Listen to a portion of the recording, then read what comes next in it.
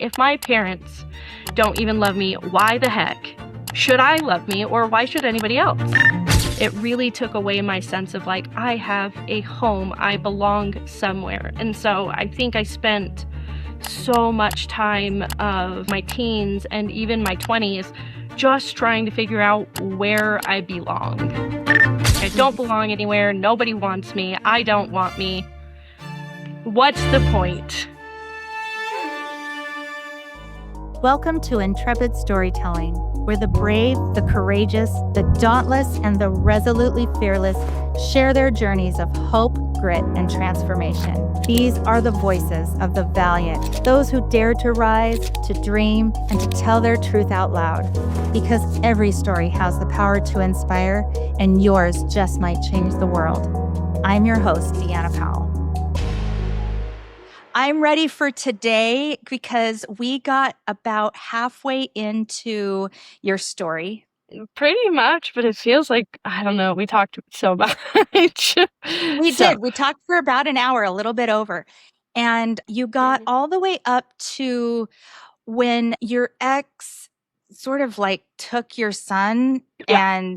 And I just thought that it was so beautiful that you also, you were so open about how you were feeling at the time and how you also knew that there were some things that you had done that you felt like, okay, I didn't really react to that very appropriately. And so that's I'm me owning it and stuff. And I just think that there's so much integrity and honor in your story. I just wanted to commend you for that first. Thank you. Because it's hard. I mean, a lot of people are like, yeah, I did nothing wrong and that asshole took my, you know what I mean? Yeah.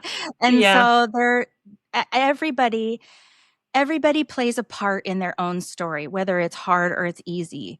And so anyway, it's just very hard for some people to do that. And I think that is so mature. And so like, you've obviously done so much work on yourself already that I think it's beautiful. I just wanted you to know. Thank you. That means a lot because some days it feels like, what's the point, or that I'm not seeing my progress, but it means a lot that somebody out there does.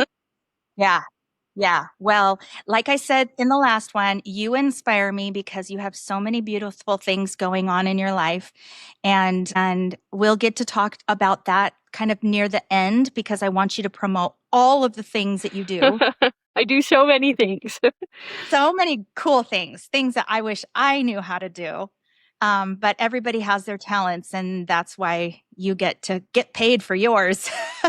And we get to hire you for them. A little bit. Yeah. Yeah. Well, maybe one day you'll know that it's worth more than just a little bit. One day. Yeah. Just don't forget us little people. Stop when it. I would famous. never. Oh, okay. So let's pick up kind of where you left off. So it's just you and your daughter now. And your son is with your ex full time. You have visits with him. Like, what was sort of the next step you took after all of that? So you knew you were like, okay, well, I need to move on with my life. And what did you do next? Alcoholism. I'm not even gonna lie. I did, though, no, as non-comical. I became an alcoholic. That was definitely the time when it was like we're doing okay and drinking socially to I drank for like 12 days straight on the bathroom floor. I don't remember exactly where we left off, but I feel like after I lost my son, I feel really bad because my daughter lost her mom. Like, I didn't know how to parent anymore. I didn't have the desire, to be honest, which feels awful saying it out loud, but I completely lost myself. And I sent my daughter to my grandma's. I was like, please take her.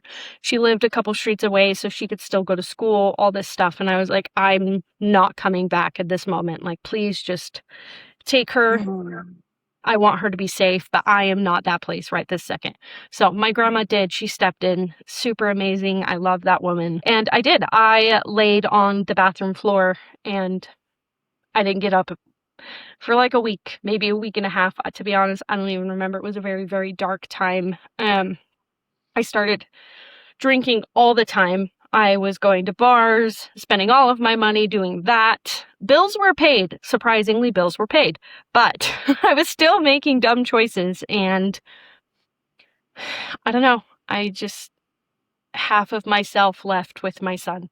And so that's been really hard. And at this point, it's probably been like 6 years. And I've maybe seen him a handful of times, maybe like 20.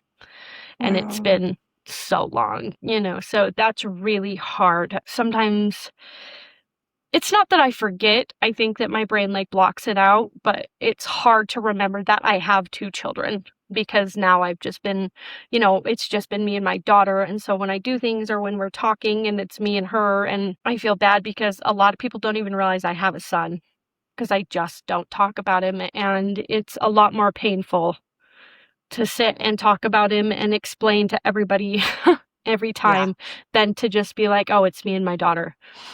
So people who matter, they know that I have children too, but shortly. And that makes a lot of sense. And I can tell you that there will be people listening who will totally get that. Yeah. Because it's not that you don't want to talk about him or acknowledge that he is your son. It's so painful. Yeah, and it is. Not only that, it's almost like you're re-traumatizing yourself. So a trauma response to what has happened also is to block some things out. Yeah. And so to forget isn't meaning that you are actively forgetting that he is your son or that you have 2 children. If you didn't have these responses, and maybe there's new ways you could learn to cope with it, but up till this point, this is how your body has to respond to keep going. Yeah. Because otherwise, if you talked about it all the time, you're in tears, you would still be on that bathroom floor or worse. Yeah. And so I just want to validate the fact that you do have those feelings, that it's not because you don't love your son. It's because what would you do? Yeah. Right? What would the listener do if that happened to you?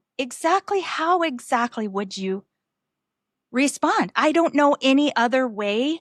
I totally validate your feelings and your response to that. I think, ongoing therapy and also just keep trying and everything. But at the same time, it's like a catch-22. Yeah.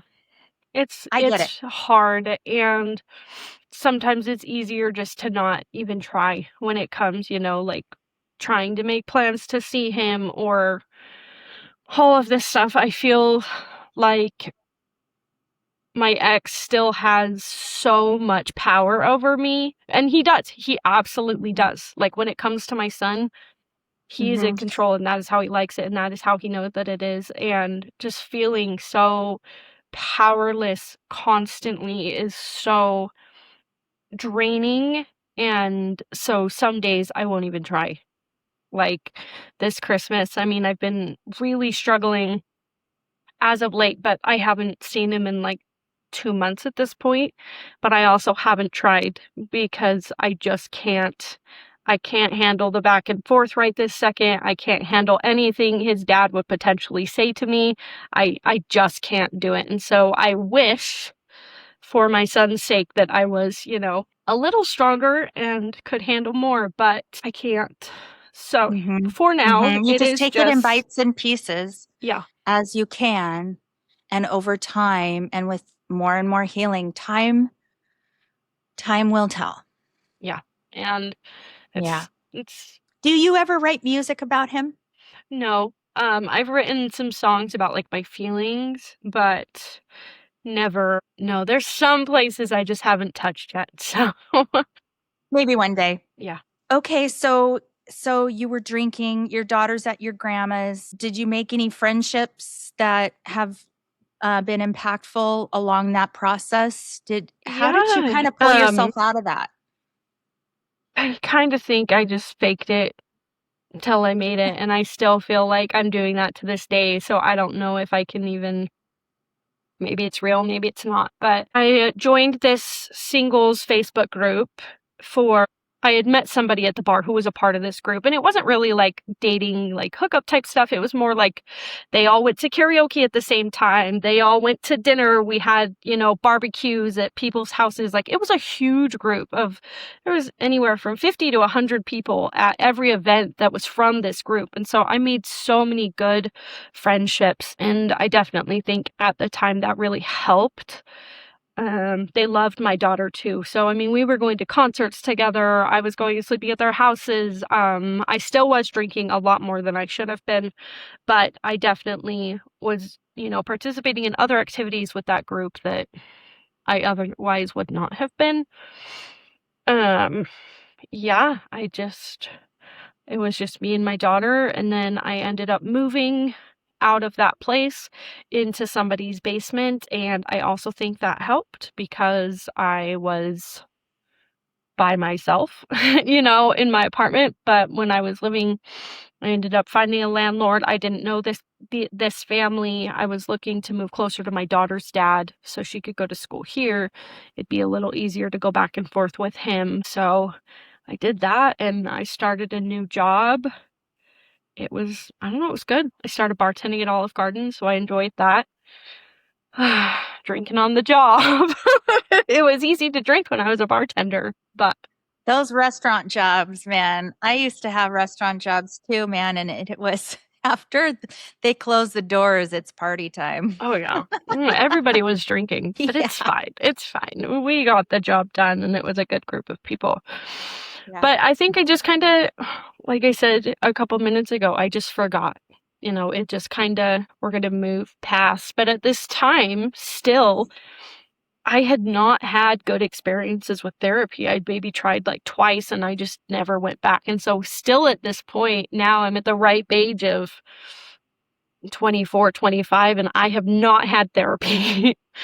I had gone to the hospital that one time, the mental hospital, and I had been sent a few other times when I was with my son's dad. But other than that, it was just piling up. So at this point, I had not received help for my mental health. And that is probably one of my biggest regrets, is not finding someone that I connected with sooner, because therapy really did change my life. Like, it's not just something people say. I would recommend therapy and rehab to anybody. Like, mental health rehab was probably the best thing I ever did. Yes, Is I that the did. next part of your story? Because I want to know where you went. No, Okay. We'll we, get there. yep, we will get there for sure. But anyways, long story short, I met a girl online. She was from Nebraska. She ended up moving in with me. Again, toxic relationship, not Yeah. great. I was paying all of her bills. Like, it was bad, bad, bad. And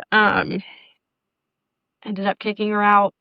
Was doing the Lone Ranger again, just kind of hanging out. And then one night, this was crazy to me. So, my friend who I'd moved in with after I had officially broken up with my son's dad and his wife, I ended up calling her. This is now in the present time. And I said, hey, what are you doing on Sunday? Like, whatever. And I had known she was into women. I had known she had been single, and I could not stop thinking about this person. And I was like, okay, you know what? I'm going to ask her on a date. This is insane because we've been friends for 8 years. She was my boss at one point, which is crazy. But I did. I asked her on a date and she went on a date with me. And I don't know, we were inseparable ever since that day. She has a son. He's amazing. She was amazing to my daughter. And I don't know if it's just the way people talk, but lesbian relationships move kind of quickly. So that was January when I asked her on a date. I took her flowers. We went to Chili's, shared the triple dipper, So it was going good, and I fell in love with her so quickly. And it was nice because I'm very bad at dating. I really like first dates, and if I feel like anybody has any sort of interest in me, I will like plan our future. It's like, hey, we're gonna live here. I'm ready to get married. That's just how I am. I don't know how to fix it. I don't think I'll ever change. I am almost 50 years old, and let me tell you something. It doesn't change. Yeah. I'm the That's, same way. yeah, And I and think it kind of scares people off. But I'm sorry, if I can't she's, see myself with you long term, we're not going on a second date. yeah, it's You know what I either mean? I don't see you as anything other than a friend, or I would like to marry you and have your children tomorrow. There is no in between for me. And so I've never been good at dating, but it was nice because like I already knew her as a friend. So I wasn't getting to know her. I wasn't, it wasn't like, what's your favorite color? What do you do for work? Like I knew And her you also and knew sort of probably some of her quirks and her, like you knew you could trust her. That these are some of the things that yes. if you fall in love too quick and then you realize, oh crap, I'm like planning my future with this guy who could probably murder me in my sleep. I don't even know him very well, you Yeah. know? No, Yeah, same. I knew her not as well as I thought I did. We had a lot of things that we had never discussed, but was still I was head over heels. I was trying to get her to move in by April, and I think she ended up Now, doing it. did she Like, feel the same way? yes, but she's a lot more reserved. Okay. Her anxiety was crippling, but it was cute. I mean, like, yeah, she had crippling anxiety. She's very much conservative is not the word. I'm trying to think of a word. Reserved maybe, but she didn't want to move in too fast. She didn't want to do that, which I think that I needed that because I waited and I would wait for her forever. Like at this Mm, point, I still feel like I'm waiting for her, but we'll see. that's sweet. Yeah. So I fell in love with her very quickly, and I didn't realize how much she would impact my life. We both really struggle with mental health things, and I feel like we struggle with opposite things almost. We have very different trauma responses. We have very different, I don't want to say very different love languages, but different enough to where like when I would get really triggered and like start going off, it would trigger her. And this was definitely before I had gotten work on myself or gotten therapy. And she had been in therapy at this point for 10 plus years. So she's like, I got this. I got my emotions. I've got, and I hadn't. But we were doing really, really well. My family loved her. She did end up moving in with me, her and her son, and it was good until it wasn't.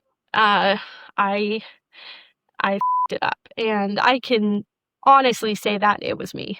Do you want to talk about what happened or? I'm trying to think of where to start. Absolutely, I'll talk about what happened. Like, I'm an open book. I really am. I think losing my son, it was really hard to then have her son come into the picture. I think that Oh. was a little harder for me than I even realized would have been a thing. He was sleeping in his bed, he was wearing his old clothes, he was wearing, Oh. sleeping with his comforter. And while I loved her son dearly, it was different from, Mhm. and I also think we had different parenting styles. I had raised my daughter in one way, she had been raising her son in another, and so trying to combine those, parenting was one of our biggest issues. I felt she was a little too passive. She felt like I was a little too aggressive.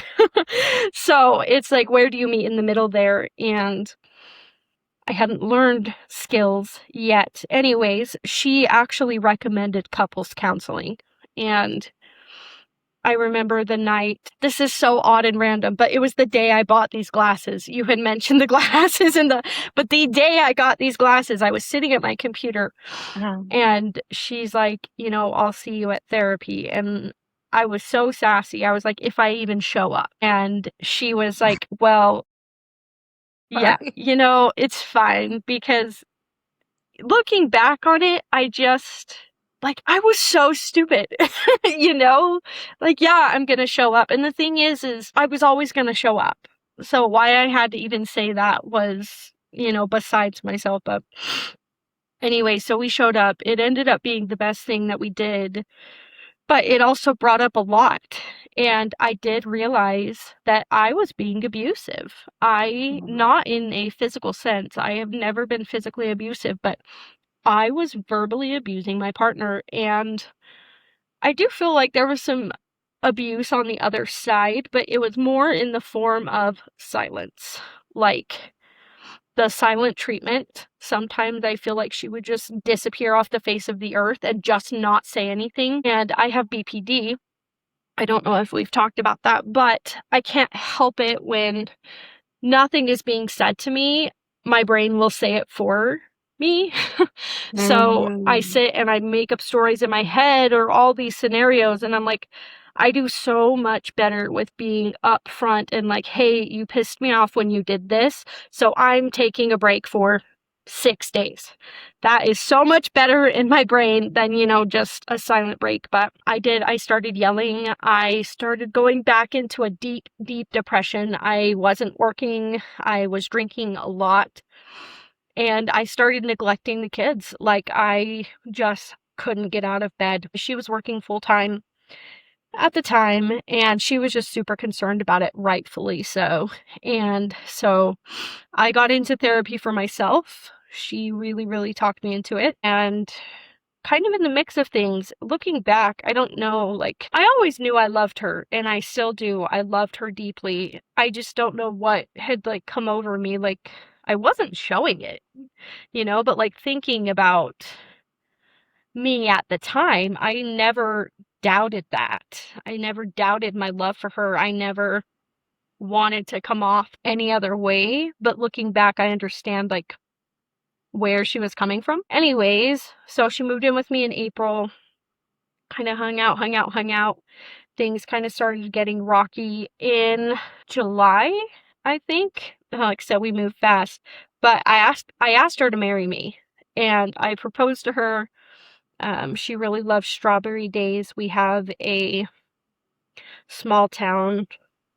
I'm not going to say the name, but it's called Strawberry Days. They do like a fireman's breakfast. It's a yearly thing, a big celebration, and it is really important to her family. And she was very close to her grandparents. And so after losing them, I mean, it shattered her completely. They had raised her, and her grandparents were so sweet. I had loved her grandma. But anyways, I had purchased a ring inspired by her grandma, one that her grandpa had bought her grandma, and she loved it. She had said yes, we were engaged, it was great, and then it just wasn't, because of me. But anyways, so we're super happy for a moment, and then we start fighting again. We ended up going on a trip with my family to Lake Powell, and I think that's really where things were just kind of like at their breaking point. Like, we spent the entire drive on the way there on a family vacation arguing. And then we come home from that trip. I don't know, I'm missing a lot. I'm trying not to bounce around. But anyways, we came home from that trip, and very shortly after I was hospitalized. And so knowing that that was the, mental state that I was in, I can't imagine what that was like for her to have to be with that. So anyways, it would have been September, and this would have been of 2024. And I was sent to the Utah State Hospital. I was there for probably 2.5 weeks. And that is when they decided that I needed residential treatment. And I ended up going to the Phoenix Recovery Center in Utah, in Salt Lake County. And I was there for, I think, 67 days. Wow. So that was my mental health. I did go for mental health.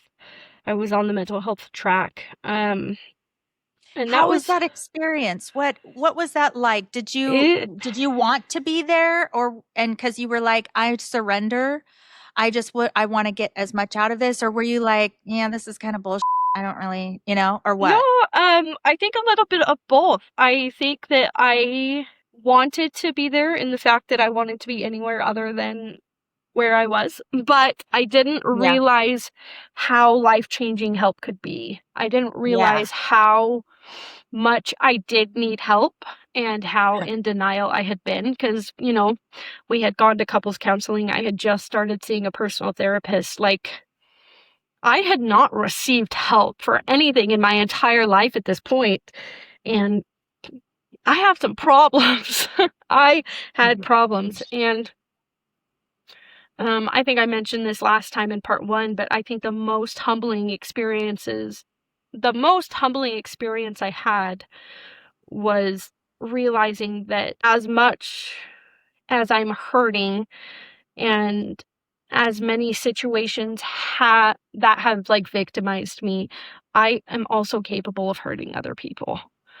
Regardless, like just because I've been hurt, that doesn't mean I'm, exempt from all shitty behavior. And I have hurt a lot of people. And I know that. I especially her. And I wish that I had not, but I cannot take it back. So I can apologize and that's all I can do. But it was different because I had therapy all day, every day. It was all scheduled out nicely. I had to keep a tidy space, couldn't have communication with the outside world. I didn't have my phone. I could have one visit a week for an hour on Sundays. It was rough. And I think it was really hard for my daughter too, because I was gone for so long. My partner at the time, she took really good care of her and she kept her in the house and, kept her on her schedule as close as she could. So I was very, very grateful for that. Have you ever talked to her about that time since then? Have you said how do you feel about what your mom looked like Eh, before and then how um, it came out after, Does she feel like not she's happy you went? not directly like that. She's only 10, but I Yeah. have when I was in the hospital, she did come to visit once. I didn't want her to come every week because, I was working on myself and I really felt like what needed mending was mine and my partner's relationship at the time, and I really just needed to focus on myself, not my kids running around. But I did tell her, I was honest. I was like, my heart is sad, and I just need help with that. And so I didn't lie to her about where I was. I didn't sit and tell her everything, but I definitely kept it age appropriate and she seemed to understand. And when I'm struggling, I'll tell her the same thing. I'm like, what, my heart is sad. Like, I am not okay today. I just need a rest. And so I've tried to be very open with her so she can be open with me. That is so cool because you keep that conversation going in little bits and pieces. It's a really healthy way to just keep that line of communication open. And then on top of it, the fact that you took time for yourself to make sure you're okay is a very good example, especially with mental health, to show your daughter when you're not okay, it's okay to go get help. Yeah. And you don't have to try to tough it out or think that you know everything because sometimes we just have to surrender and let other people help us. Yeah. And yeah, it's so good. I think that's a great example. Yeah. And looking back, I'm going to go back just a little bit because I forgot this part and I feel like it was very relevant to sending me to the hospital. But Okay. when I had met my partner, for some ungodly reason, which I'm very, very grateful for, my ex had approved her to be a supervisor, which had not happened previously. Like, he's weird about who can supervise, who not. And so we had also made a schedule and we were seeing him for a couple weeks there pretty consistently. And that was nice. And so while I think internally I was struggling a little bit not with her son, but at the thought of her son being there and mine not. One day his dad decided to say that I don't even remember how he worded it because it was so stupid, but he was like, I really need to know that you have our son's safety in mind, and I need you to come up with a safety plan before you can see him again. And stuff like that. Hmm. And so one day he just took that away. Like, he's like, you can't see him. And I was like, I even talked to my therapist about it at the time. I was like, I don't know what a safety plan looks like because no matter what I say to him, like, nothing is working anyways. And so after going so long without seeing my son, seeing him for a couple weeks and then having him completely taken away again, I feel like that also really pushed me into a deeper, like, Yeah. no excuse, but that happened in the midst Yeah. of all of this. And so here I am in the hospital. um, but I am so sorry that happened. it's okay. It's, I mean, yeah. it's not okay, but it happened. And I wish that I would have known how to channel my anger more appropriately, because I definitely took it out on my partner. So regrets are to be had. Anyways, so in rehab, I loved it. I don't know why, but I am a chaotic person. I cannot follow a schedule to save my life. I love making lists, but then I'll never look at them again. Like my house is chaotic, all of this stuff. But like when I was there, I had a set schedule and I didn't have a choice. I had to follow it. I had breakfast, lunch, and dinner made for me, which was great. I had someone else making my schedule, and every morning, we talked a little bit about this in the beginning. I am not religious at all. Not I would consider myself atheist. I do not believe in a God, but I definitely believe in the universe. And every morning we would pull cards and do like sage and Palo Santos and all this stuff. And it was crazy to me how every single card I pulled was so relevant to my life. Like, I don't know if you believe in that stuff, but that definitely made me a believer, because it didn't matter what I was struggling with or if I had been open about it or kept it to myself. Like, the deck knew. So I really enjoyed that as well. It kind of opened up that. I had a personal therapist while I was there. I really loved her. I think she was a really important part of my journey. She definitely gave me a new perspective, and it was easy to face things that I had never faced before, because at this point, being, in rehab, I had nowhere else to go. I couldn't run home. I couldn't hide. I couldn't cancel my appointments. Like, they'd be knocking on my door like, Cierra, you have an appointment in 5. I'm going to take you naked if I have to. So, like, I was absolutely forced to change, and kind of going through the motions every single day, doing it again and again and again. It kind of just became second nature. Like, I woke up to my schedule. I started doing things without being asked to. When I knew what was happening. And I think that steady, constant was also really good for my brain, to have that consistency of, we're doing the same thing every single day, and I knew what to expect, and I didn't have surprises. So it was crazy. And every day, so every single class, there was probably like 3 classes, then lunch, then sometimes there'd be a class depended on the day, or like a yoga activity, and then there'd be dinner. But every single class, you'd have to check in with how you were feeling.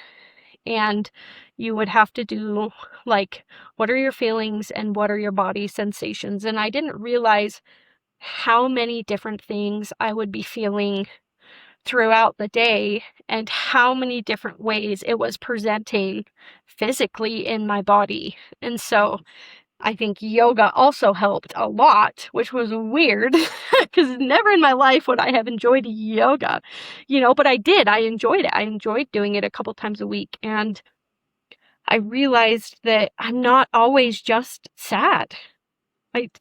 Sometimes I'm angry, sometimes I'm hurt, sometimes I'm offended, sometimes I'm happy. And I also realized that I can be 2 things at once. I can be sad and miss my son, but I can love the time I'm spending with my daughter. And one does not have to outweigh the other.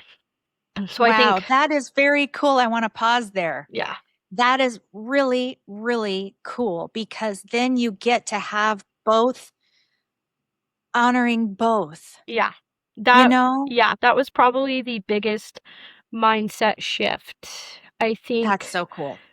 looking back in the past, I think I spent so much time like fighting myself, Mhm. because I was like, all of these things are happening. Why am I not happy? Like, you should be feeling this way. No, I absolutely should not be feeling that. Like I feel the Mm. way I feel at any given time, and that's just what it is. Whether I want to feel that way or not, I can hide it all I want. I can get mad at myself all I want, but it doesn't change how I feel. So learning that I can feel all of these things at once and it be okay, that was probably the biggest thing I took away from it. Like, And you know what's really cool too is that okay, and you're tapping into your feelings at the time, and every day there was a different feeling or a different body sensation, and that you know that that is temporary. It's not permanent. So maybe you're sad one day, but then the next day you're happy, or you're yeah, the next day you're confused, or the next day you're frustrated. Remembering that you can move through the feelings to the next to the on the other side of that. yeah, Especially for people who suffer from depression, I think it's a really hard pit to be in, thinking you can't get out, and just realizing these are feelings that you can move through. You're not stuck yeah, in that yeah. one. And it was also kind of like I said, like the darker feelings when I was feeling like sad, scared, or angry, I felt stuck. But just because I feel those things, that doesn't necessarily mean you're stuck. It just means you're having a bad day. And so I had to, really, really shift my mindset for that. But I think that was probably the biggest thing I took from it is I can do so many different things at once and it doesn't, yeah, Yeah, I love that. That is really cool. yeah. Yeah. Very cool. Well, so your partner and your daughter came to visit. When you got out, did you have like a plan? Were you ready to move So to the next step when you got out? I I did not because I'm not a planner. While rehab was so good and amazing, it didn't change, my life outside of rehab. It didn't change Mm. what was going on. And so I think that was another hard thing for me was not knowing. While I was in rehab, my partner did say, she's like, you know, I want this. I'm going to let you know that I am in this, but I don't want you like to move back in with me. Like I don't want to live together at this Mm. point. And so that was really hard because I didn't have anywhere else to go. And I had lost my car before I had gone into rehab. And so coming out of rehab, I had nowhere to go. I didn't have a job. I didn't have a car. And so that was a scary thing all on its own that, I had to figure out and caused some turbulence. But I, Can I just tell you that when I went to rehab for alcohol, I experienced all the same things you're talking about. Like, I don't know if you heard my story did you listen to my story on the yes, I podcast? did. Okay, you were probably like, "Oh yeah, me too, me too." Yeah, a lot of Yeah. it, yes. Were you like taking the bus? Just like, where do I go? So Where do I I even sleep? so coming out of the hospital, and I don't remember how long you said you were in rehab, but it's almost like a culture shock. Like I don't think people realize how hard it is. And I've heard people say the same thing about like jail or being in the hospital for a very long time. Like coming from one thing to another overnight is so hard. Unless you Yes. experience it, I don't know how to explain it.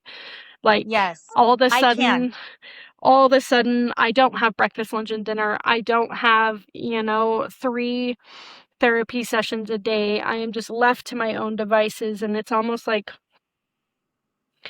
I need an And when adult. you don't have a plan, yeah, that's the hardest part too, because even if you have a plan, but you are literally at dry bone, Yeah, raw zero. yeah, And you're like, can I spend the night on your couch? Or, yeah, like just so that you have a place to sleep that night. And then trying to figure out, I mean, how do I get an Orca card so I can ride the bus? How do I, like, what am I mhm, going to eat? Yeah, and I literally had to go to food banks to fill my, I had to yeah, call there's a thing called 211 here. I don't know if you have yep, that. we do. Okay, and so I had to call 211. I let my aunt let me stay with her, but while I was staying with her just for the first couple of weeks, I was taking the bus to go on job interviews. I called 211 to see if I could get rental assistance because I Hmm. was like, I just got out of rehab. I spent 90 days in jail. I am sober, and I swear to God, I am never touching alcohol again because I never want to go through that Yeah, again. But I need help and I yeah, want to start my life. I just need some help getting to the place where I can do it myself. yeah, And, like I don't even know where I'm going to eat. So food banks helped me. There's a place called Hope Link around here. Hope Link helped me, with bills and stuff, getting a cell phone. I mean, how's yeah, an employer going to call you and say, hey, can you come in if you don't have a yeah, cell phone? You yeah. know? So it's like, yeah, like that. This is, I can so relate to your story. Totally. Totally. Well, I'm So how did sorry, you do but that? I'm glad. No, no, um, no. Sometimes these are the things that shape us too, and they yeah, make us remember 100%. we remember what that was like, Yeah. especially when you're talking about it. You're like, oh, you're way ahead of that now. But you look back and go, oh my gosh, I've come so far. Yeah, I have definitely come far. I was lucky. I had made some really great friends in rehab, and I had been there for so long, people were coming and going, coming and going, coming and going, and I was just there. I was like, I'm still messed up. Hi guys, bye guys. But I actually had a friend who was going to be there for 2 more weeks, and so she let me take her car. I Oh, took her that's car nice. and I ended up moving in temporarily with someone else from rehab, which I don't recommend moving in with people from rehab. I had a very good experience. I cannot say anything bad about my experience, but I know that a lot of people have bad experiences. I think it's a place where people can easily trauma bond and it's very different. And then you go out into the world and you're different people. That was not my experience. However, I feel the need to say that because more often than not, it will not be good. I'm still very good friends with a couple people, and for that, I am thankful. Anyways, I moved in with her and her husband for a bit. They had, his brother was living there. They were also all, recovering addicts, and I was in there for mental health. And so it's nice to be surrounded by people who are on your same journey because it's easier to be walking with someone than not. I ended up using my photography. It was really hard because I lost a lot of my clients. I had missed a couple weddings. My assistant at the time had to figure that out while I was gone. So coming back to trying to figure out how to parent, how to run my business again, how to find a job because my business was on the ground and I didn't have the time to sit and try to pick my business back up. So I had gotten a job kind of temporarily at Amazon and then I ended up just never showing up to that job. But I ended up running a cell and I was very honest. I had told people, I said, look, I just got out of mental health rehab. I am a photographer. This is what I can offer you. I am offering, very discounted sessions because I need a home for my daughter and I. And I got hundreds of people who booked sessions, and I was so grateful. It was very hard to be so honest with my community. Like, Mhm. hey, I just got out of rehab, help me. But I was able to raise probably like $6,000-7,000 overnight and was so grateful. And so the When next you're day, honest, it creates trust. it really does. And I think sometimes we take for granted the things that we can offer people Yeah. because I'm so grateful. I don't know what I would Mhm. have done had I not had photography under my belt. I mean, I've been doing it professionally for 11 years now. And so it was something that I was comfortable offering. I knew that they were getting a good deal, but I was getting a better one. I booked full sessions for $100, which is very cheap. I usually charge like 400, and I was just like, I need this. Anyways, overnight. And so I immediately, the very next day, I was looking at townhomes. I put a deposit on the first townhome I liked. I was trying to be closer to, my partner at the time, my home, and my daughter's school. And so I ended up moving into a townhome and that's just what I did. And then my brother helped me into a car. He was very kind. He paid for a car outright for me, and I just, make payments to him. So he was able to help me with a car. And I think things just kind of fell into place. I don't think I could have done it without the support system that I have, and I can't imagine not having that. I don't know what I would have done. So that is what I did. And I continued going to therapy. I continued working really hard. And I personally felt like my partner's expectations for me coming out, I think that I had kind of hurt her past a point of no return. I think she wanted to try, and I think she wanted things to work out, but I feel like from my end of my perspective after rehab, I don't think it would have worked. Like, she was telling me she wanted to work, all of these things. We were hanging out, we were doing good, we were doing much, much better.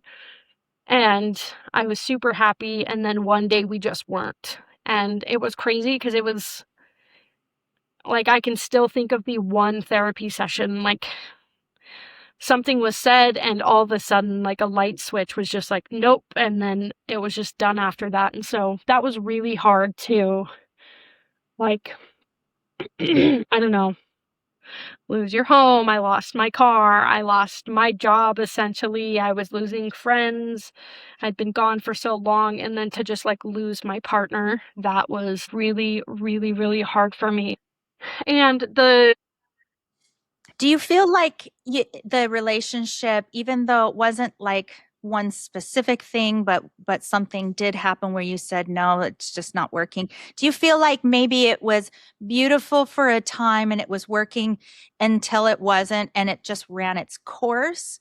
Because you no, clearly still have feelings like you miss her and you I do. respect her and stuff. I Yeah. love this woman with more than Yeah. all of my heart. Like, I think we are And good you don't together. think it's repairable? I do. I Okay. do, but I don't know if she does. And Sure. I have not made advances, but I have opened that door to like, hey, it's been a year at this point since we've spoken at all. Like, this was all last year at this point. Very fresh. But yeah, I love her, and I think we're really good together. I really do. And I think she's really good for my kids. I think she's a really good mom, and Well, you never know. I love her. You never know. Yeah, you But never know because time will tell and there's so yeah, much more life to live. And as time goes on, I think too, like with building trust and honesty and transparency, and the fact that you're just spilling your guts on this podcast, yeah, telling your whole story, you just never know. yeah, And there might be something endearing about what process you're going through and how far you've come that maybe things can turn around. Now, if they don't, that's okay too, because yeah, you're still whole. And as your sweatshirt says, you are enough. yeah. Well, thank you for that. I will work on believing it. Yeah, well, I love this quote. It's I'm not looking for my better half because I'm not a half. Yeah, I'm a whole. So, like, without another person, you are whole. yeah. Just remember that.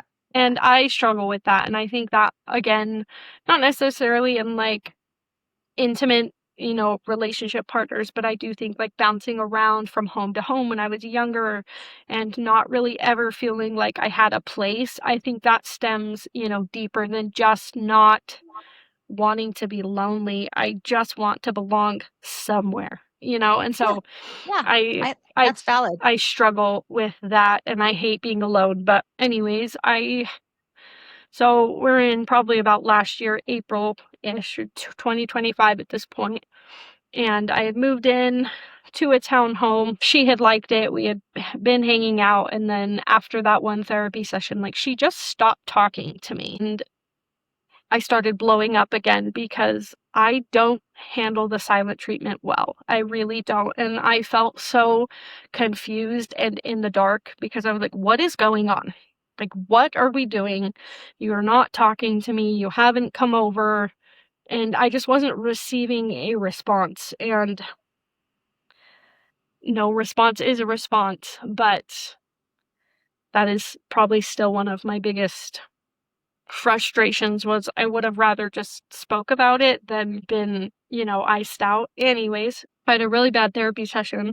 I wasn't doing well. I hadn't been talking to my friends. I hadn't talked to my family much because I right out of rehab, like it's hard. And even if you took away all of the things that were going on in my life, like just coming out of rehab and trying to figure yourself out after that was hard enough. But then add on top of it all of the shit from when I was before rehab, it was hard.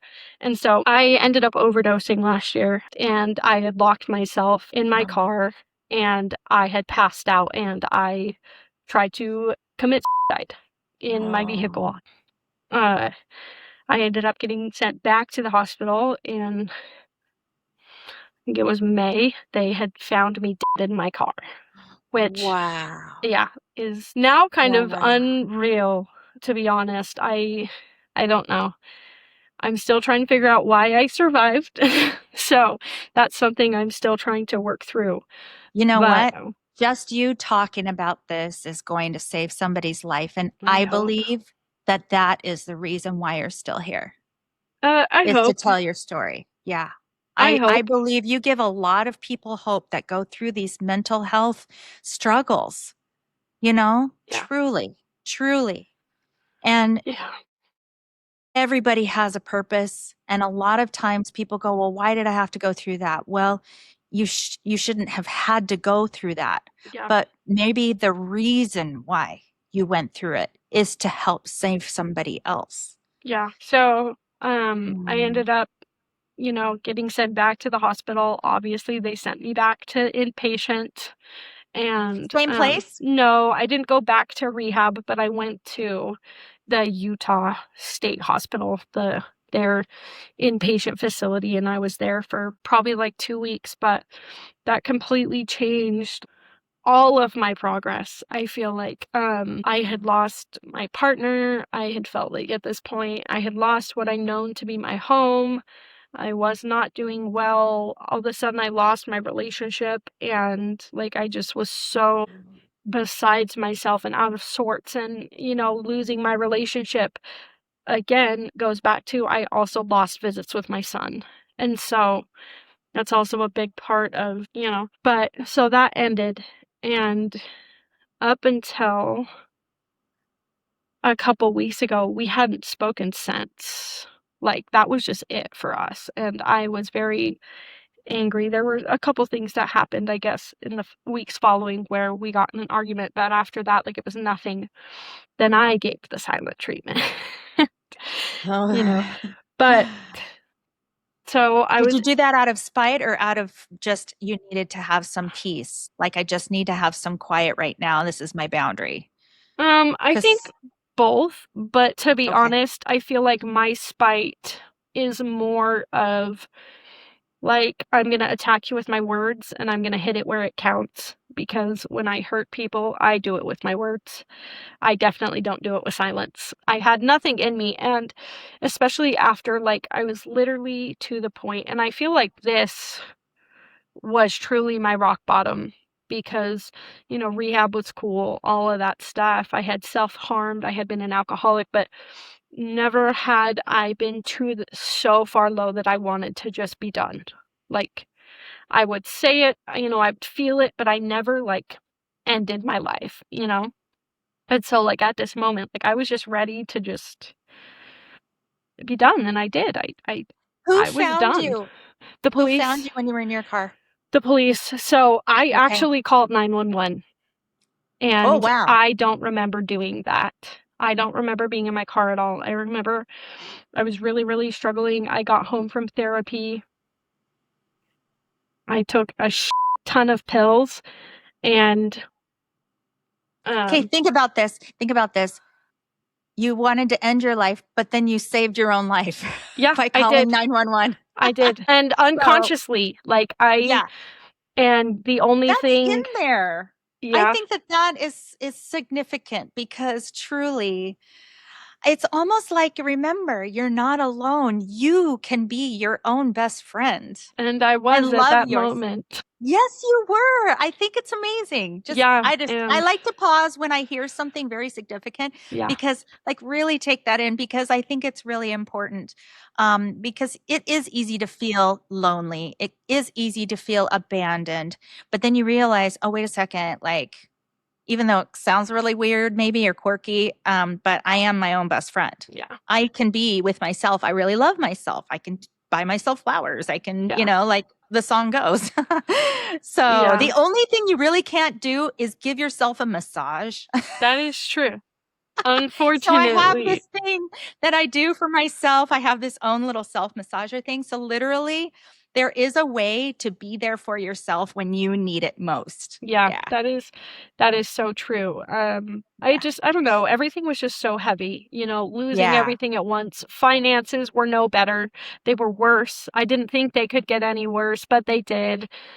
No matter where I started working, wages were being garnished. And so it's like I'm not making money to pay my bills. And I was just so behind, especially, being gone for 4 months straight. All of those bills piled up. Like they didn't disappear. They didn't just get on pause because I was in rehab. So I was drowning in all sense of anything you could be drowning in, and I just was so overwhelmed and done. But it was hard because I didn't remember much of that day. I do remember taking the pills. I do remember that therapy session. But after that, I don't. I don't remember getting into my car. I don't remember like what my thought process was. I just kind of blacked out and I don't know, I gave the wheel to God, I guess, but Wow. it was really hard because coming home, so the police busted in my door.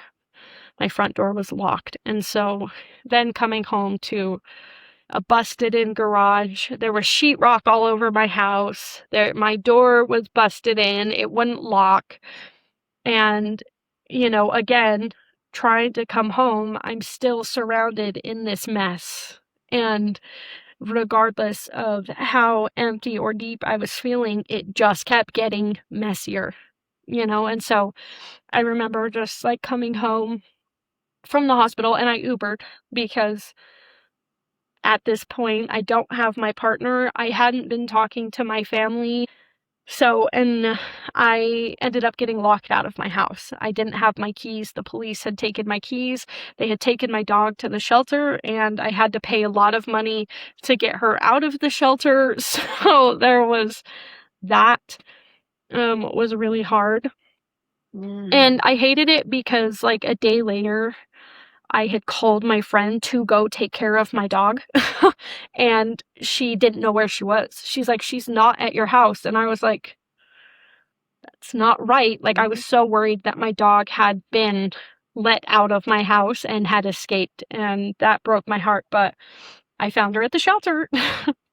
Anyways, so, I can relate to that part of your story, because when I went, well, when I was arrested and then went to jail for the DUI, my dog was in the back seat of my car too. And when the police towed my car, they took my dog to the shelter also, and I was gone for 4 straight months. That yeah, my dog was immediately adopted by somebody else. And when I asked my dad to go try to find her, oh, she was so sweet and I missed her so much. And when I found out she was already adopted, when my dad went to, oh yeah, this dog is there's no dogs named Minnie yeah. and so I found out that she was already, and I'm like, no, the Oh, only man. thing I had, now you're really alone. Yeah. Oh, yeah. So I can so relate to that part of your story, because I don't know what it is about a dog, but Yeah, and I had actually just gotten her. I got her last February.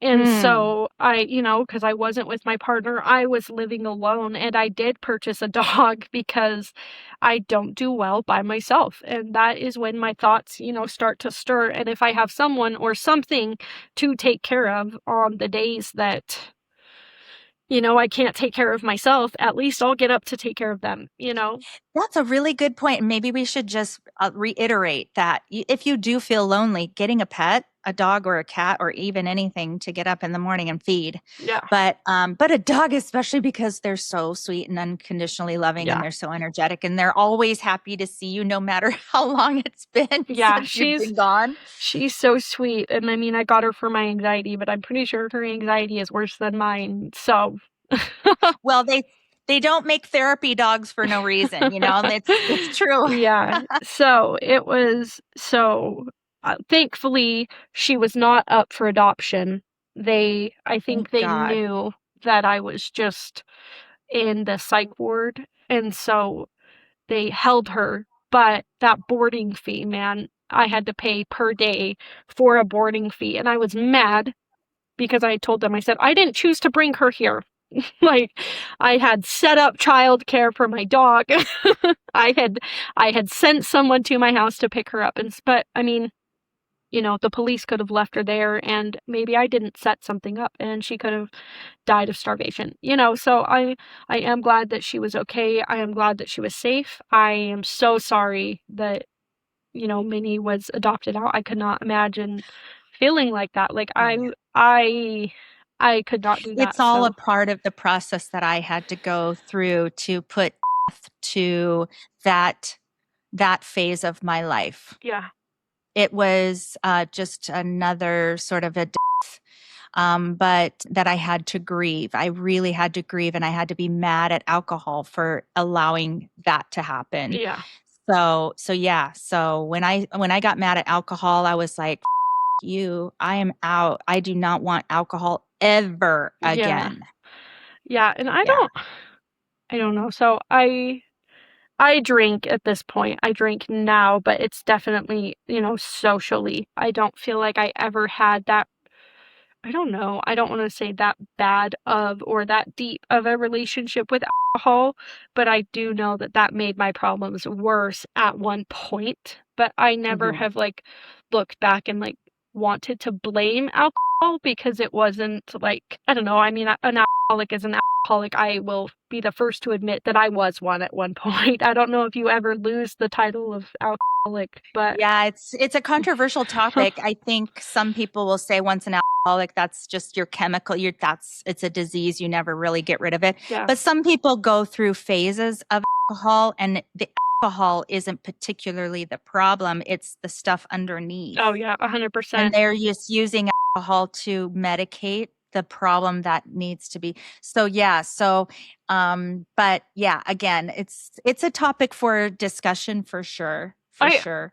yeah, and I think that it goes back to like why I was using it. And at the time, it was to hide my feelings. It was to, pass my brain out and get it to shut off. And so I definitely know that was the wrong use of liqueur. But now I Liqueur. have definitely got to the point where I do drink socially. I'll drink if it's a friend's birthday party or I'll go to the bar and do some karaoke, but it is nothing compared to what I did. So I am proud of that.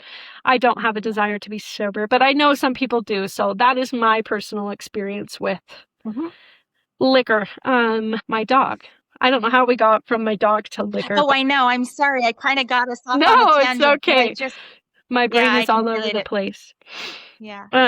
But coming home to that, like I said, there was sheetrock everywhere. My door was busted in. My wall was busted in a little bit where they had to break down my door. They had to break through my garage. And I think they were so my garage was in the back of my house and the front of my house. They had busted in the front door. And I think that's just where they got in first because they were trying to bust my garage door, I think. And so coming home to, no partner, finances in a mess. I don't have any gas. I don't have any money. My house is destroyed. I now have all of those fees that I'm going to have to pay to the townhouse, the rental company. And I think that, that day in the car was that was my rock bottom. I don't know, didn't Hmm. know how it could get any lower than that. So I kind of let her go. I was like, okay, I just need to move forward. I tried focusing on my daughter and I thought, okay, I'm just gonna, a couple months into it, I got actually frustrated because, we're adults. And I started online dating, but I was not looking for a partner. This relationship loss crushed me, and I just was considering just being single at this point. But I can't I can't, I don't know, satisfy my actual frustrations by myself in my own world. So I started online dating to find, a friends with benefits or something that I can just whatever. And I ended up finding a married man. Okay, but yeah, and this was just Why barely. are you doing this to yourself? Okay, Well, here's the thing. He's not going to commit to you. That's exactly. one thing Okay. Thank you. So that was my thought process. However, okay, I need to address he was in an open relationship. It was not a secret, but that was exactly my thought process. Verified by the wife? We'll get to that, but yes, verified. Straight out the door. She was also open. They were dating around. And but that was my exact thought process, was no commitment. And I can't fall in love with this man because he's already married. It will be strictly dickly, And and out of all of the priorities in my life, this should not have been one of them. However, I think I just kind of f***ed it all.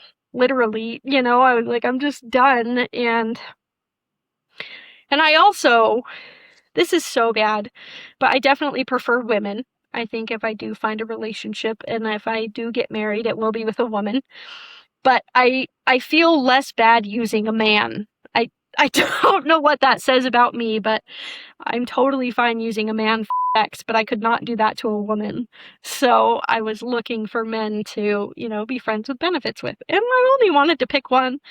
And I ended up picking one, and I fell in love with him. You told yourself not to. Well, he fell in love with me too. So this is hard. Oh boy. Anyway, so just a few months ago, at the ripe age of, 29, here is Cierra, still being stupid. But I got a job. Photography was picking up. I was doing my own thing, keeping up with my house. I was doing better. Had not talked to my family. Like, last year was a very dark time. I had not talked. I was very, very quiet. Did they even know about your thing in the car? They did, but I don't think they knew the extent of it. They knew I'd gone to the hospital, and, they had talked to my partner at the time a little bit, but even she didn't know. Wow. Things. And so I had kept it very private. But moving forward, so I end up falling in love with this man, which is so dumb because I'm just stupid. But I ended up sleeping with his wife as well. Oh my God. It's okay to judge me. I'm judging myself. I'm not judging you. I'm thinking about why do you keep complicating your life like this? That's just who I am. That is what it is so hard to crave just belonging somewhere that I will insert myself into the craziest of places. And the thing that's really hard is I know that. I acknowledge it, but I won't change. And that is something that I know and can acknowledge about myself, but at the same time, I don't. I wonder if there's a way, and I don't know, maybe you already talk about this in therapy with whoever you see, but I wonder if there's a way for you to safely, mentally enter into these complicated relationships, knowing that, okay, I am going to be prepared for it to go south. Yeah.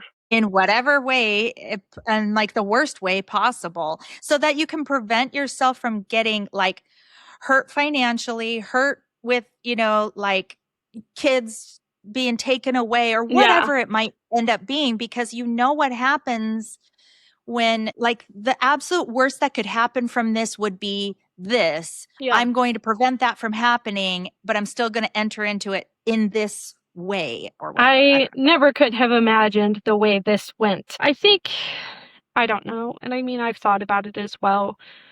But I almost rather try than not. I think if, I were to be a sane human being, I would just stay single and not try. But I would much rather, have my heart broken again and again than spending the rest of my life single. I think that's just where I'm at. And I do not do well by myself. So I don't know.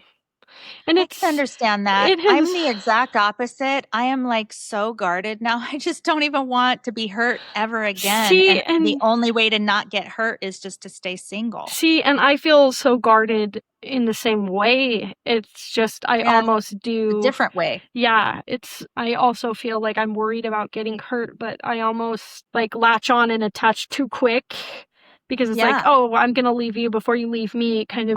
But Do you feel like you sometimes sabotage your oh, own, yeah. you know, Oh, yeah. Not this one. But I definitely did that with my partner that I talked a lot about. She is the one person who, encouraged me to get help and who called me out on my mental health and, was like, what you're doing is not okay. And it kind of like, f***ed me up in the head for a little bit. Like, how dare she say that to me, but her calling me out really, really made me get help. To be honest, I don't think I would have got help had it not been for her pushing me. And so while I hated it being called out because nobody likes that, I needed that. And I think even family sometimes will stand by and just watch me be stupid. It's like, what are they going to do? Because they know I'm not going to change anyways. But nobody says anything to me. Like, I don't listen to anybody. And I probably never will. We're just going to be honest here. I've always, danced to the beat of my own drum, but nobody has ever put me in my place and nobody has ever tried. Buying or selling real estate isn't just a transaction, it's personal, and that's why I like to treat my clients like their family. I'm Deanna Powell with the Intrepid Home Team at Realty One Group, Orca Gold in Bellevue, Washington. With over 25 years of experience in negotiations, mortgage, title, and escrow, I deliver a true VIP client experience on every transaction, whether it's residential, luxury homes, or land. I listen first, negotiate fiercely, and protect your best interest every step of the way. With offices and partners in all 50 U.S. states, plus 30 different countries and territories around the world, you can be confident that your real estate needs will be met in every and any area you make your move. If you want expertise, integrity, and results, call me today, Deanna Powell, with the Intrepid Home Team, because every move deserves VIP treatment. I can be reached on my mobile phone 425-777-6998 or email me at team@intrepidhometeam.com. Or you can visit my website www.intrepidhometeam.com. That's spelled INTREPIDHOMETEAM.com. So we're at what time of the year last year now? Where So are we? our very first date was the 4th of July. So literally like 6 months ago. 7, it would have been 9 months at this point. But oh my gosh, it feels like forever ago. Like we went through so much. Anyways, I start sleeping with this man and it was really good. Like, he'd come over, we'd have sex, and then he'd go home. It was great, like once or twice a week. But then, like, I started falling in love with him, and I think he also started falling in love with me. And, like, we were just so compatible in so many ways. And it was weird because I was mad at myself for falling in love with a man. Like, I was like, ew, not a man, Cierra. You don't want this. But it was happening. And, one night, and I had also been, like, I was snap friends with his wife. I would also text his wife. Like, we were very open, and because in the beginning, I also questioned it.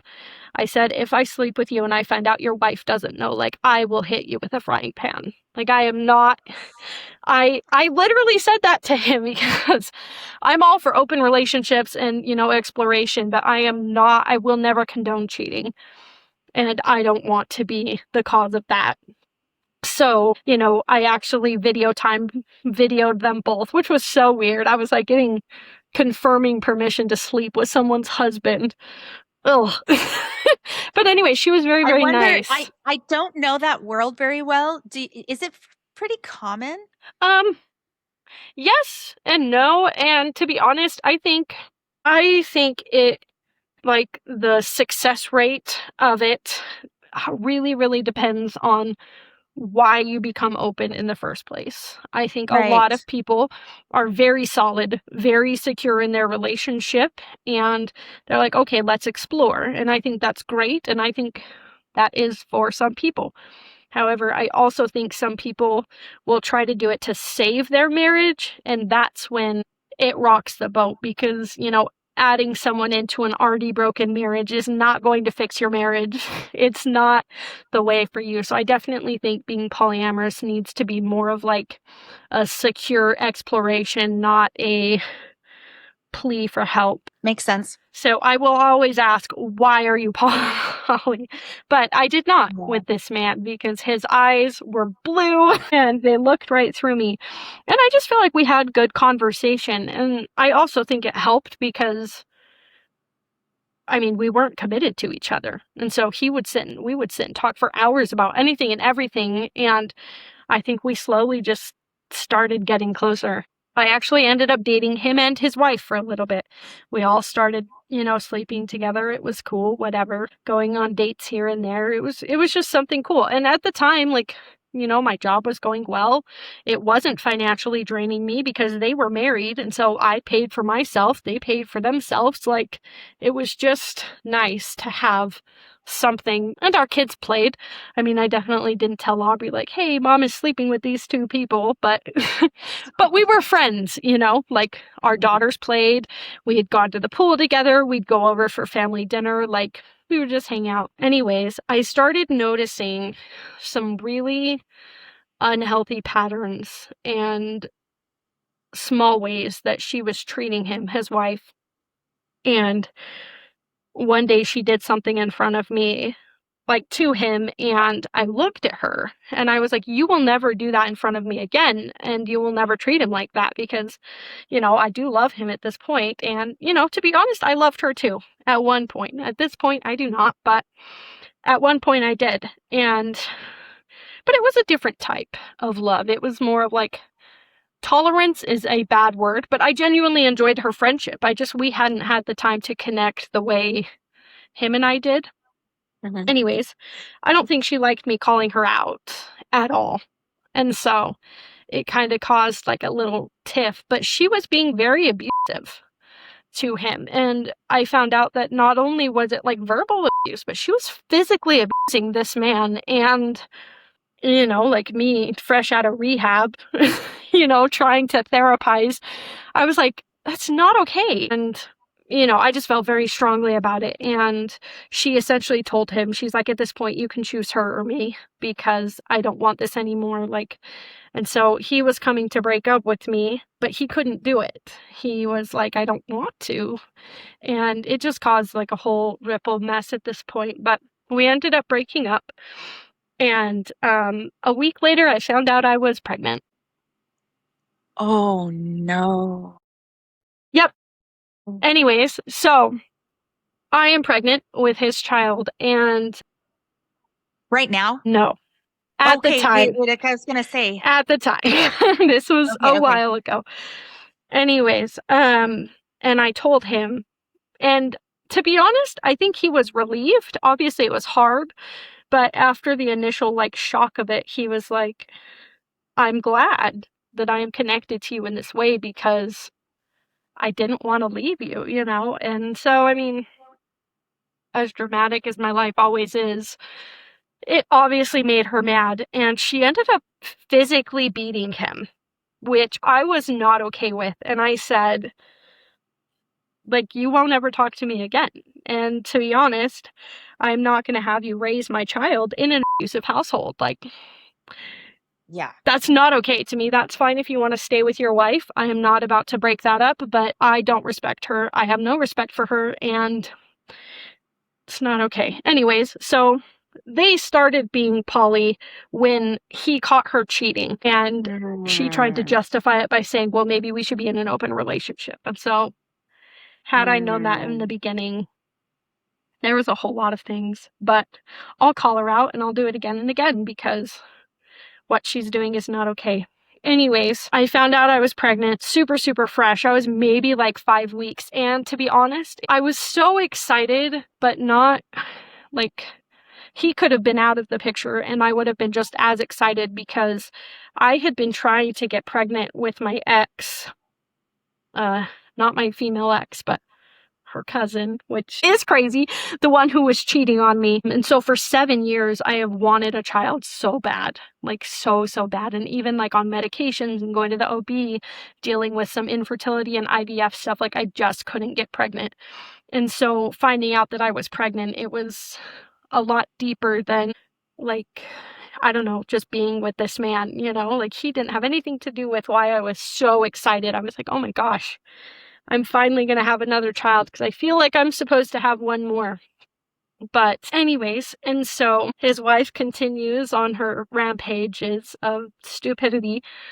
And she said that if I didn't have an abortion, she was going to wish death upon our child. I was like, okay, this is past a point now. If she wants to wish death on my, oh my gosh, I can't even speak. After she had said that, and she had threatened to herself on our baby's due date, I told him, I said, I have never once put you in this position, and I never will again, but at this point, I will not be your side chick if you're married to her.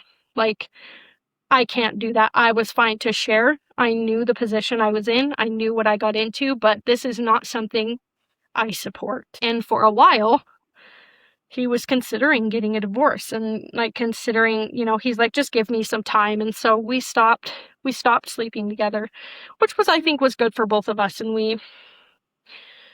I don't know, I was just waiting for him, hoping that he'd leave his abusive wife. One, because he doesn't deserve that. Like, I don't know how to describe this man. He's just too kind for his own good. Like, he is so kind to everybody. He works really hard. He'll go to work all day. He'll come home. He'll clean. And then he'll cook. Like he was literally doing everything. And then he'll take care of his daughter. And the way he was with his daughter was just so beautiful. I mean, like he would take her to the park and he would play with her. Like, you don't meet men like that. And I mean, he'd get excited to take her to the movies and he would take her to, Thanksgiving Point and all of this stuff. And so watching him be a dad was also kind of refreshing to me because, my kids have shitty dads. And so it was also nice to see him being a parent. And anyways, long story short, I ended up moving into a new house. This was October. And I ended up moving into a new house. I had to move my stuff. There was a lot going on financially and all of this stuff. And I ended up in the hospital and I had a miscarriage. And that was very, very hard for me because I had wanted this so bad. Like, she was loved and she was wanted. I would have probably been about 15, 16 weeks, I believe. It was, we knew it was a girl. We were excited and he was excited. And we just sat in the hospital together and cried. Like, I didn't know how else to feel. But I'm sorry that you went through that. That's okay. I've lost a pregnancy too, and it's so much harder than you think it's going to be. It was really, really hard. I had never experienced that, and after wanting it for so long and then having it and then like not, that was also very, very hard on top of the confused chaos that was his life going on, around me. But yeah, so I do have a lot of angry feelings towards his wife. They're still together, which is fine. If that's how he wants to live his life, he has the right to do so. But I think it's stupid, and I do think he deserves much better. And I don't think she deserves him. I am a girl's girl. I will always support women, but I think women can be abusive, and I think they can be the problem. So that is just how it is. But anyways, moving on to like the current and now, I am single. I am not looking for a friends with benefits. That ruined that for me. But I am working at Amazon. I'm working Graves. I've got a couple weddings on the books this year. I'm not going to therapy, which has been very, very hard. I I kind of lapsed on my payments last year, and so I actually haven't been to therapy since like October, and that's been really hard, not having the finances to continue treatment. I almost went back to treatment a couple weeks ago just because I was just so, sucked in. So right now, I'm just simply trying to survive and get through the day. I think working helps. Having my daughter and my music helps. I do have a really good family support system. And so while some days are not okay and I'm feeling, crazy, I'm doing well considering. So that is And you've my learned a life. lot of tools along the way from the different times that you've been in mental health rehab and therapy, and you probably use some of those tools. Do you tap into some of those? What are some of the things that when you start to spiral a little bit, what do you have any like mantras that you tell yourself, or what is some of the practices that you can go and is what works? Like, is it yoga? Is it meditation? Is it your cards, or what is it that you do? A denial and delusion. No, Just that kidding. doesn't I work. know. No, it does not. Staying busy is good for me. Okay. I find that when I'm by myself alone, laying in bed, and my mind starts to wander. So I do play music. You clean? Yes, Do you clean? Okay. sometimes I will clean, but reaching out, I have been a little closer to my family this year. The past couple of That's months, good. I've been going to family dinners. I do have a really good friend who I will always reach out to. Skiing has helped. So not just doing my photos, but going to work and getting out of the house. And I told myself there are some days that I just can't do it, but as long as I shower. I have found that if you can't do anything else, if you can't eat, if you can't drink water, just take a shower. And the crazy amount of like different you feel after a shower, even if it's just you get in for 2 seconds and get out. So that helps me. I will force myself to shower, and then I usually feel a little lighter after that. It's almost like a ritual of a cleanse. Yeah. Right? A mental cleanse, take a deep breath, drink some water, take a Yes. shower. And then that's really good advice, because sometimes we don't take the time to even take a shower. I mean, as a mom, a busy mom, Yeah. I'm like, when was the last time? Yeah. But that's really good advice. I think that's just really good. Yeah, so I think just staying busy and, just Oh, going with I the know what I was flow. going to ask. Okay, this is something that my aunt used to say when I was in jail, where I was just like, I could not break myself out of this mental funk I was in. That is putting it lightly. But she told me that even in your darkest day, there is still one thing you can think to be thankful for. There's got to be one thing. One thing. And I remember that one thing for me was that one day, the one day that she was like, pick one thing. And I'm like, there's nothing to be thankful for in here. I hate it here. This is awful. Yeah. And she's like, one thing, find one thing. And that one thing for me that day was having, they would come with towels, and can't remember the name of the people, that it would be another inmate would be doing the laundry and folding the laundry, and it would come to us fresh and clean, but not the towels weren't always clean. You could tell there were towels that were cleaner than other towels. Yeah. Some were white, some were dingy. You could tell that it had been used over and over and over again. Even though it's clean, Yeah. it looks dirty. And I'm like, these are so nasty. How many cracks have been this towel has been in, and I have no idea. It's so disgusting, and we're supposed to wash our face with this. So that one day, I got the clean towel, the white one from the top. Yeah. And it was warm. And I'm like, that's what I'm thankful for today. Yeah. Is I got a clean towel that hasn't been in another crack. Yes. It is truly the Okay. little things. And, The little things. even like, no butt crack towels. Like, it really does when you're in those moments. I can't describe it. I don't know how to describe it unless you're there, but even small things like that really do make a difference. And Well, and I noticed that on your social media and stuff, and you spend a lot of time at your coffee machine talking about so many good things. Like you drop yeah. so many good nuggets, gold nugget. I call them gold bars because they're not just nuggets; they're like gold bars. And I love everything that you share online. Thank you. And while you're doing your coffee and you're putting your creamer in, you're like, get a little bit more creamer. And it's so, I'm like, Yes, yes, girl, you like your coffee like I do I too. do. And Yes. I And have that is your finished my like coffee. that's your mental health, check-in. I've always been very entrepreneurial.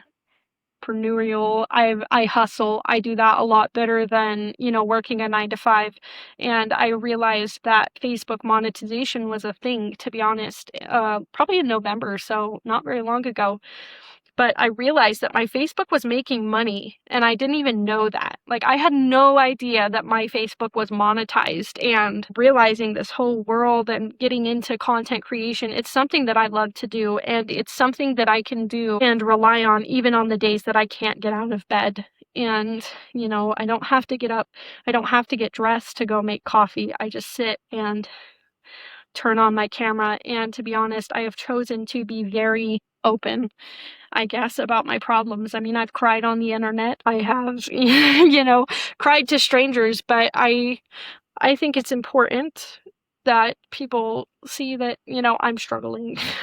And not just for me, but, for themselves. Like, they're not alone, because so much, online is like bullying and hate and all of these people trying to be perfect, and filters and this standard to be something that doesn't even exist. And so I think it's so important to,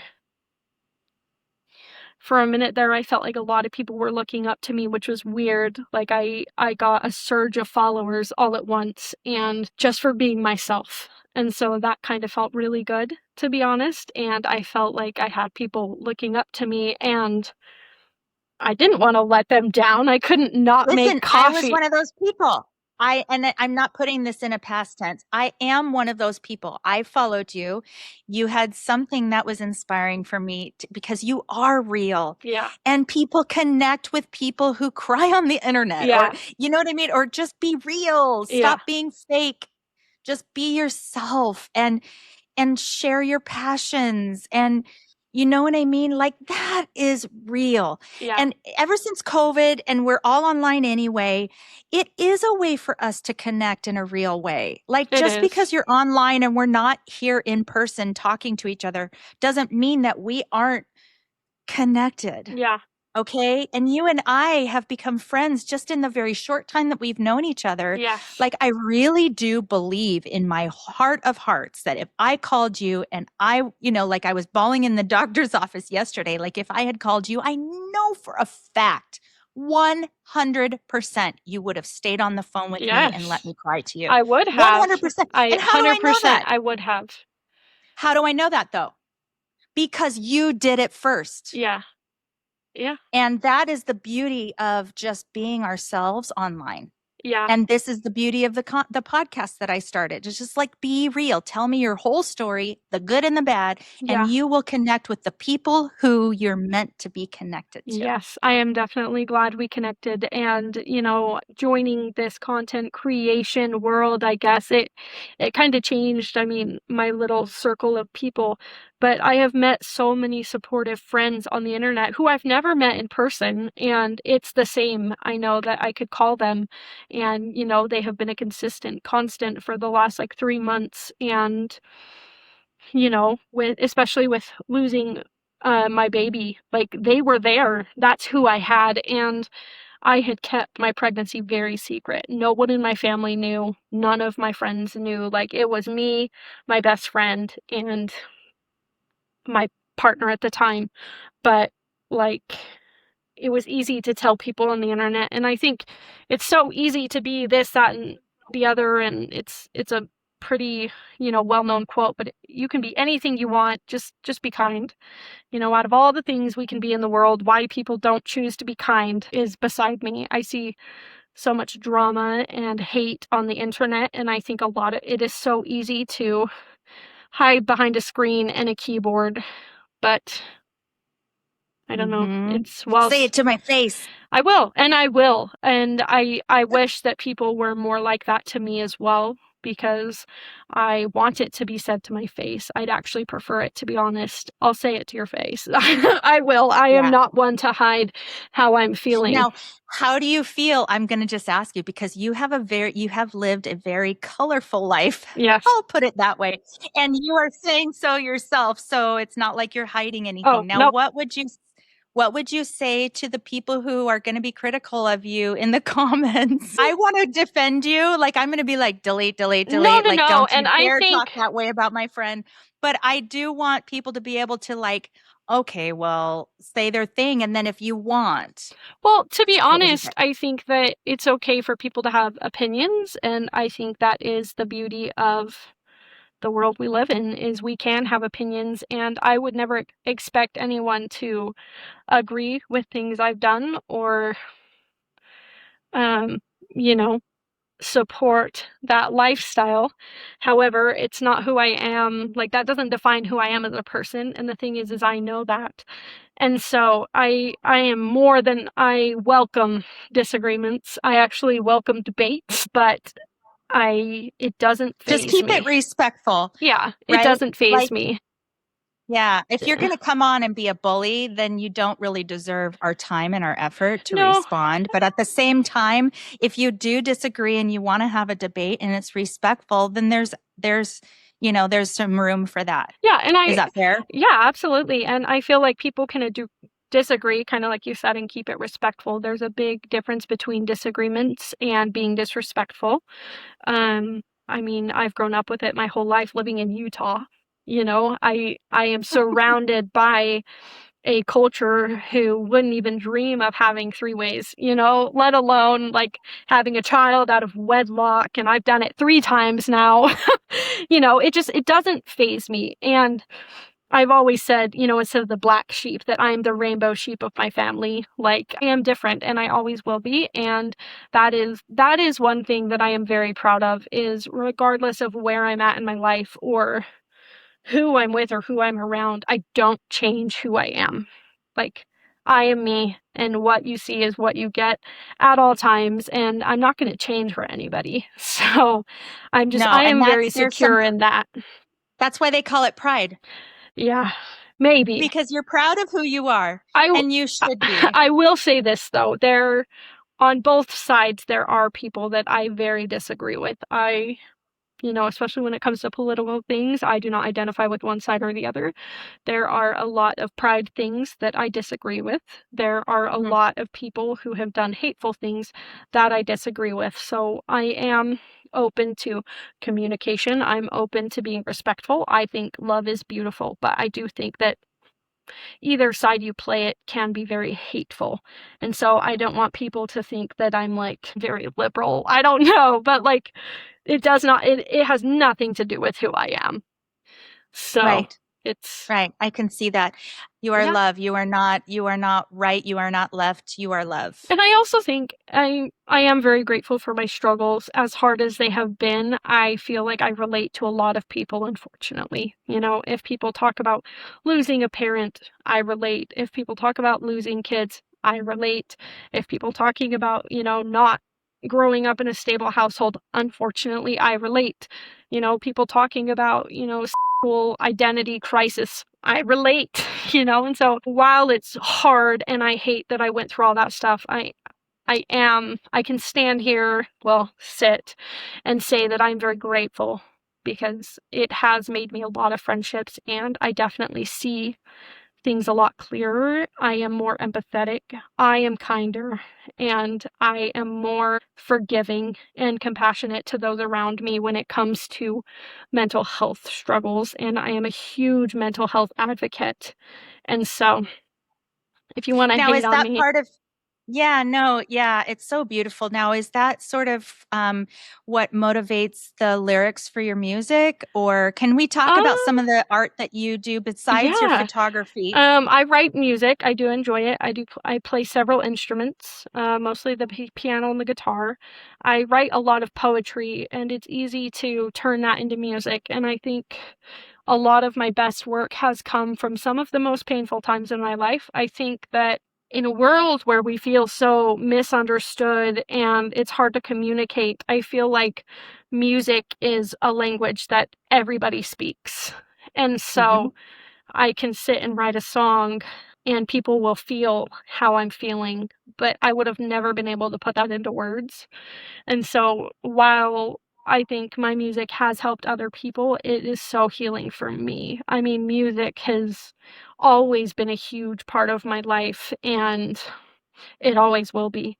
So I enjoy writing music, especially in dark times. It's easy to pick up my guitar and it's hard to be depressed when I'm playing guitar, and when I am depressed and playing at the same time, I write beautiful songs.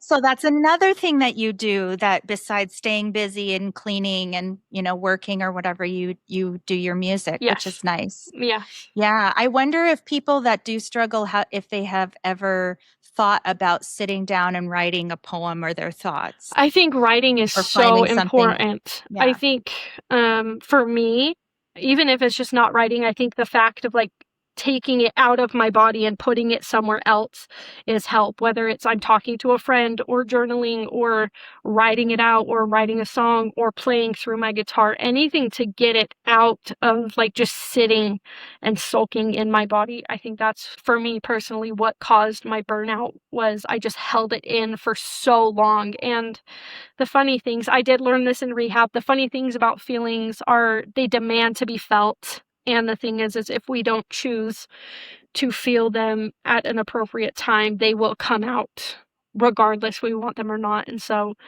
I had held build up, build up, build up, and all of my emotions came out at once and affected my partner at the time negatively. And obviously I didn't want that, but I did that. And had I taken the time to let out those emotions one by one, it would have been so much easier. Mm-hmm. Mm-hmm.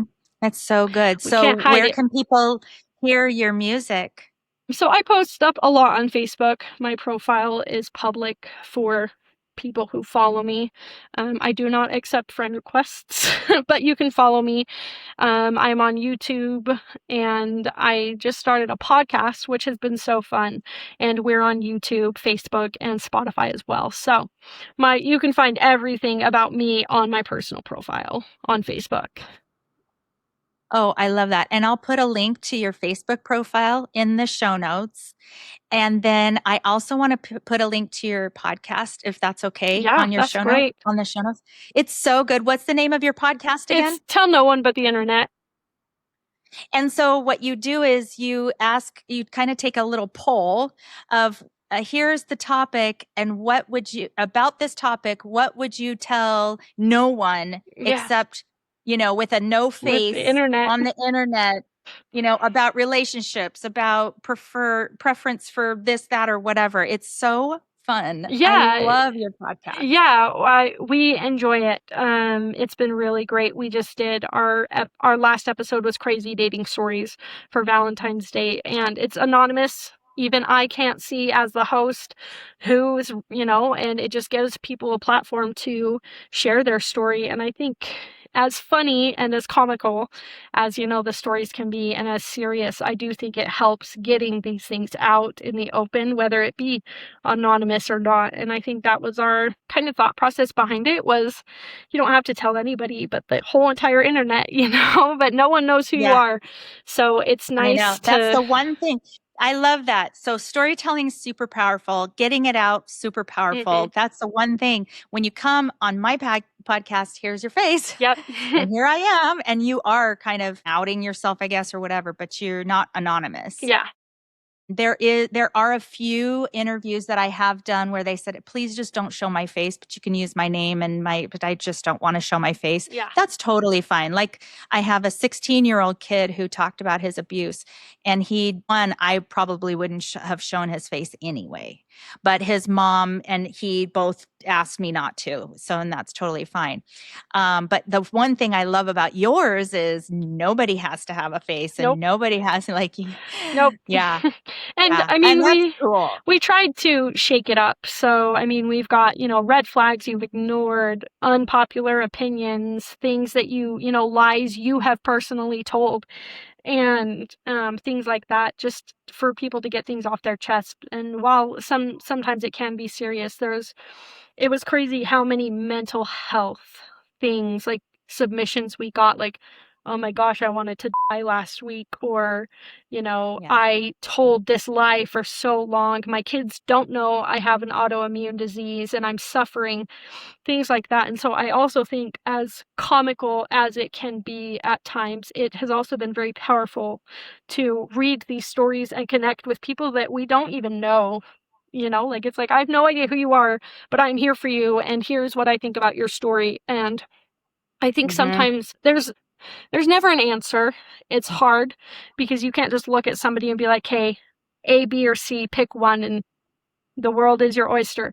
There's no answer, but I think sometimes just simply being heard makes the biggest difference. Feeling like somebody else can hear you. So yeah, I am excited to see where our podcast goes. We are doing our 4th episode this weekend, so I'm excited. Everybody has to go and subscribe to your YouTube channel. Tell no one but the internet. Yes. It's so good. It has It's so been good. so Who's fun. your co-host? Her name is Logan, and it's crazy because I met her online. We've never met in person. And so she's from Ohio, I'm from Utah, and so we will get online together, and we have just created this podcast. And, that goes to show how great the internet can be, and, the friends I've made on social media so far. So it's been so cool. fun. I love that. And I love that for you, because now you've found your tribe. Yes, and your community and your people, I your am people definitely who love finding you. my people. And it's crazy how I've tried to be everybody, all of these things, but when I came down boiled to it and was just myself, is when I found the best of friends. Like, I better than that. Nothing but myself on the internet, and I am unapologetically me, and nobody can faze me like more than I faze myself. So I am absolutely unbothered by opinions, and I'm just so happy for you. That is so good. It's so good. It's so healthy, and you're not alone. Yeah. Yeah, it's so cool. I love it. Big hugs sending Thank you. Sending you hugs as well. I know. I love it. I can feel it. Good. Okay, so if there could be one phrase that you could tell everyone that you've learned, what's the biggest lesson you've learned, and what's your sort of your life message? The biggest thing, and I tell people this a lot, is you can do hard things and you can do them well. I think a lot of people will say, you can do hard things all of the time, but reminding people that they can do them well is very important. I'm a big believer in that. And you hear all the time, you have survived 100% of your worst days so far, and you can do it again. Just mental health and getting help. I think it's very, very important to get help, and it's not a weakness, and it's not a sign of defeat. It is actually quite the opposite. I think getting help for your mental health is one of the strongest things you can do. And I would encourage everybody to go to therapy and to go to couples counseling. I think it's beautiful, and I will recommend it day in and day out, and just 100% be yourself. That's it. Yeah, I love it. It's so good.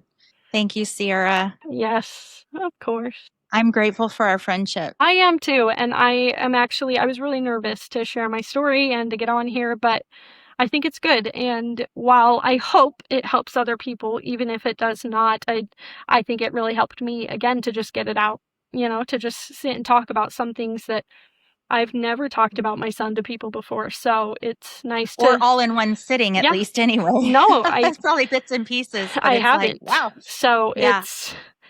if I was transparent on the internet, it's about to be even more so.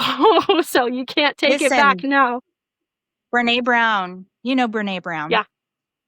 I quote her all the time, but I love this quote because it's so true. You cannot be fully loved until you're fully known. Yeah. And until you tell everything about yourself. People don't have the opportunity to love all the parts of you. Yeah. And so to be so raw and vulnerable and transparent and tell every part, I just think it's so brave. Thank And you. it's so, I mean, you are so lovable and worthy of love Thank you. and worthy to be heard.